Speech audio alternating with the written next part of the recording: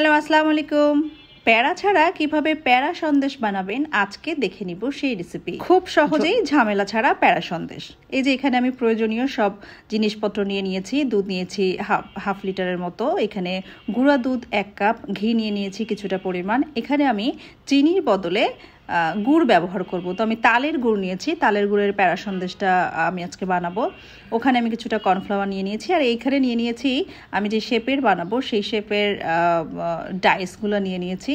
So এখানে আমি দুধ দিয়ে দিলাম। দুধের ভিতরে আমি একটা গোলমরিচ এলাচ দিয়ে ভালো করে নাড়াচাড়া করার পরে তারপরে আমি গুঁড়া দুধ দিয়ে দিয়েছি 1 কাপ পরিমাণে, 1 থেকে 1.5 কাপ পরিমাণে দিয়ে দিয়েছি। কিছুটা ফুটে উঠলে একটু ঘন হয়ে গেলে নাড়াচাড়া করে তারপরে কর্নফ্লাওয়ার দিয়ে দিয়েছি, কারণ কর্নফ্লাওয়ারটা দিলে আপনার প্যারা সন্দেশের যে গ্রেভিটা বা দুধটা ঘনটা তাড়াতাড়ি হয়ে যায়, বেশি সময় জাল করতে হয় না। তো আমি এই জন্য একটু কর্নফ্লাওয়ার দিয়েছি, আপনি চাইলে স্কিপ করতে পারেন।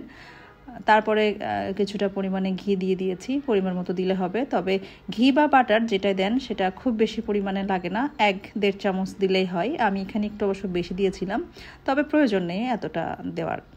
তো তারপরে যখন ঘন হয়ে আসবে দুধটা, এরপরে আমি আমার গুড়গুলো আস্তে আস্তে দিয়ে দিলাম। এখানে একটু ভয় থাকে দুধ মানে দুধের ভিতরে আগে থেকেই এখানে একটু ভয় থাকে দুধের সাথে গুড় দিলে দুধটা ফেটে যাওয়ার অনেক সময় সম্ভাবনা থাকে, সো এটা একটু খেয়াল রাখতে হবে। তারপরে দুধটা দিয়ে গুড় দিয়ে ভালো করে নাড়াচাড়া করার পরে অনেকক্ষণ নাড়াচাড়ার পর যখন এরকম ঘন হয়ে আসবে তখন আমি কিছুটা গুঁড়া দুধ আরও দিয়ে দিলাম।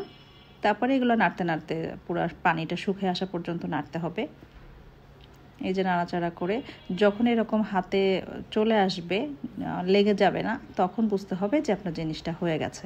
তারপরে নামিয়ে নিয়ে একটু ঠান্ডা করে নিতে হবে। অবশ্যই আপনি গরমের ভিতরে হাত দিতে পারবেন না, সো ঠান্ডা একটু হওয়ার পরে, আমি অবশ্য একটু তাড়াতাড়ি করতে গিয়েছিলাম, সো গরম ছিল, আপনি অবশ্যই একটু ঠান্ডা করে নেবেন। তারপরে এই যে আপনি যেই শেপের বানাবেন সেই ডাইস দিয়ে এই যে বিভিন্ন শেপে তৈরি করে নিতে পারেন। আমি এখানে 2টা শেপ দিয়েছি, ডাইসগুলো আমার কেনা ছিল আগে থেকে, সো আমি 2টা শেপের প্যারা সন্দেশ বানিয়ে নিলাম। ব্যাস, এই যে ঝটপট হয়ে গেল প্যারা সন্দেশ, একেবারে ঝামেলা ছাড়া, মজাদার এবং হাইজিন মুক্ত। এই যে রেডি আমার প্যারা সন্দেশ। সো খুব সহজে বানিয়ে নিলাম। তো ব্যাস, দেখানো হয়ে গেল সহজে কিভাবে প্যারা সন্দেশ বানাবেন। আপনারা বাড়িতে ট্রাই করুন এবং কেমন হয়েছে আমাকে জানাবেন কমেন্ট বক্সে। ততক্ষণ ভালো থাকবেন। আল্লাহ হাফেজ।